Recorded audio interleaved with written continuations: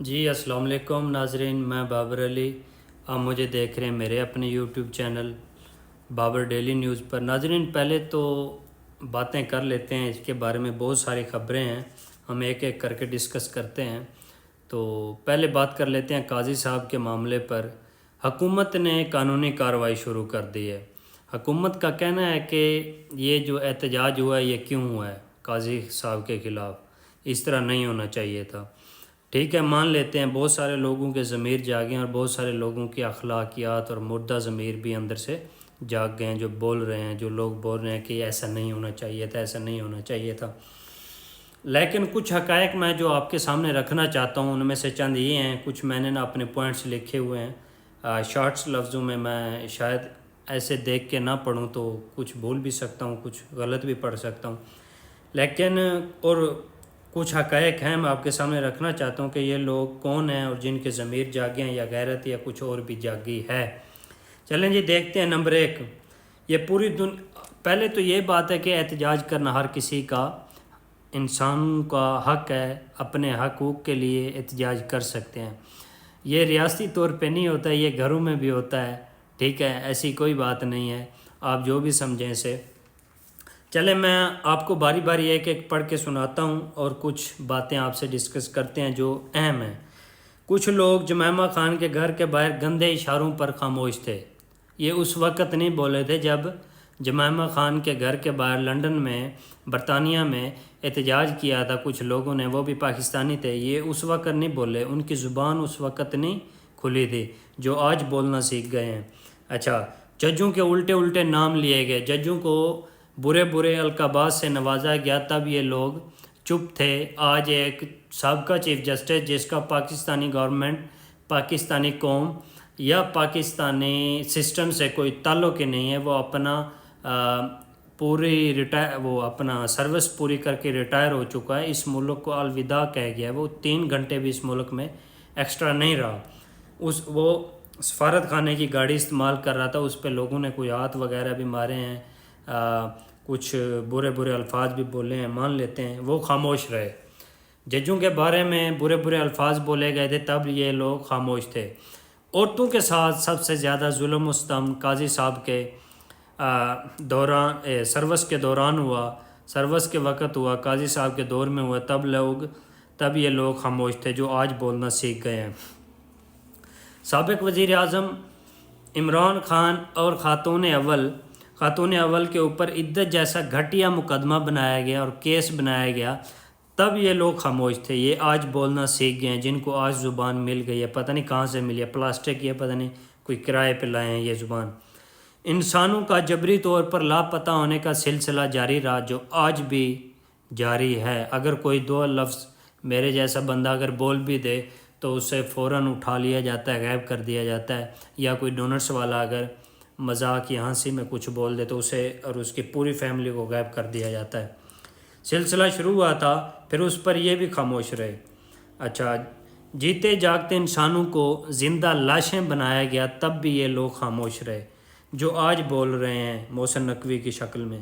گھریلو خواتین اور چھوٹے بچوں کو ذلیل کیا گیا۔ 11 مہینے کا بچہ بازو سے گھسیٹ کر بیڈ کے نیچے پھینکا گیا، اس سے یہ پتہ کر رہے تھے کہ تمہارا والد صاحب کدھر ہے، شیم آن یو۔ اچھا، تذلیل کی، اس وقت یہ لوگ خاموش تھے، اس وقت یہ بالکل نہیں بول سکتے تھے، ان کی زبان کو تالے لگ چکے تھے، جو آج قاضی صاحب کی گاڑی پر یا کچھ پاکستانیوں نے احتجاج کیا ہے تو آج یہ بولنا سیکھ گئے ہیں۔ پاکستان کی سب سے بڑی پارٹی، سیاسی party, political party Pakistan Tehreek Insaf کے ساتھ جو ظلم ہوا، اس پارٹی سے ان کا انتخابی نشان چھن گیا، تب یہ لوگ خاموش تھے جو آج بول رہے ہیں، جن کو آج اللہ پاک نے زبان دی ہے۔ اچھا، ایک سابق وزیر اعظم پر گولیاں چلائیں گئیں وزیر آباد میں، تو تب یہ لوگ خاموش تھے۔ وہ اپنا مقدمہ بنانے کے لیے یا FIR درج کرانے کے لیے ادھر ادھر پھرتا رہا، کسی SHO کی طاقت نہیں ہوئی، تھانے دار کی طاقت نہیں ہوئی کہ اس کا مقدمہ درج کیا جائے، تب یہ لوگ کدھر تھے جو آج بول رہے ہیں، آج یہ خاموشی نہیں اختیار کرے، آج یہ بول رہے ہیں۔ قاضی فائز عیسیٰ کے خلاف چند نعرے لگے ہیں اور گاڑی پہ 1-2 لوگوں نے ہاتھ مارے ہیں تو اس معاملے پر ان کی غیرت بھی جاگی ہے اور ان کی اخلاقیات بھی جاگی ہے، اور یہ بھاشن دے رہے ہیں اخلاقیات کا اور اچھا ہونے کا، پتہ نہیں یہ کیسا ہے، ان کا مردہ ضمیر بھی آج جاگا ہے۔ یہ ضمیر جو ہے یہ بہت ہی چلاک ہے، جو کسی بیوروکریٹس یا کسی سرکاری افسر جو ریٹائر ہو کر اس ملک سے اس کا کوئی تعلق نہیں ہوتا، وہ یہاں سے فلائی ہو جاتا ہے، چلا جاتا ہے، اس کے ساتھ ہونے والے حالات کے لیے یہ ضمیر اٹھ کھڑا ہوتا ہے، اس کے بارے میں بولنا شروع ہو جاتا ہے، اس کے تحفظ کرنے لگتا ہے۔ لیکن ذرا سا بھی کسی بڑے آدمی کے ساتھ ہو جائے تو ان کا ضمیر جاگ جاتا ہے، 1-2 منٹ میں جاگ جاتا ہے۔ عمران خان اپنی بہن سے، ہاں سب سے بڑی اہم بات ہے جو ہم آپ سے شیئر کرنا چاہتے تھے، جو آج کل بہت ٹرینڈنگ میں ہے، عمران خان نے کل اپنی بہن سے ایک بات کہی ہے کہ دشمن خاندانی ہونا چاہیے، دشمن گھٹیا نہیں ہونا چاہیے، کمینہ نہیں ہونا چاہیے۔ دشمن کمینہ نہ ہو، یہ دشمنی بھی کر رہے ہیں اور کمینگی بھی کر رہے ہیں۔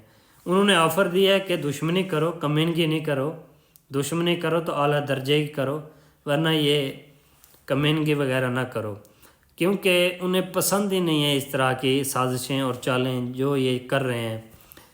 میں آپ کو ایک بات بتا دوں، پاکستان میں جو بھی چند دنوں میں ہوا ہے، نواز شریف کا استقبال کیا ہے جس طرح قاضی فائز عیسیٰ کا کیا ہے، یا پھر کسی اور افسر کا ہو یا جنرل باجوہ کے صورت میں ہوا، میں بذات خود کہتا ہوں یہ برا ہوا ہے، میں بذات خود کہتا ہوں، چاہے وہ کرنے والے اس بات کو غلط تصور کریں یا ٹھیک تصور کریں، کیونکہ ایک بندے کی جو عزت ہوتی ہے وہ سب سے اہم ہوتی ہے۔ انسان کی عزت اس دنیا میں کسی بھی چیز کے برابر کی نہیں ہے، وہ سب سے افضل ہے۔